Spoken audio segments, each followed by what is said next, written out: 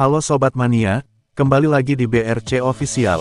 Ada kabar menarik nih mengenai PSM Makassar, berhasil memastikan tiket ke semifinal, ASEAN Club Championship, ACC, Shopee Cup 2024/2025.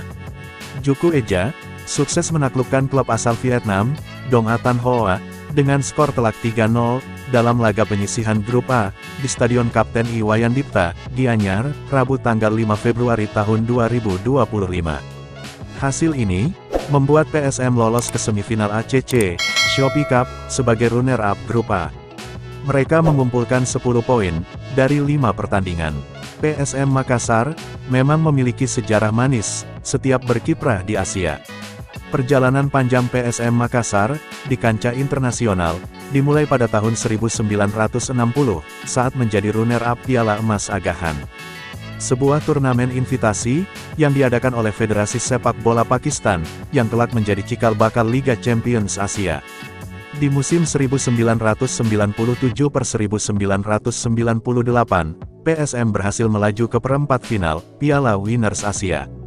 Lalu, pada musim 2001, kiprah manis PSM di Asia berlanjut.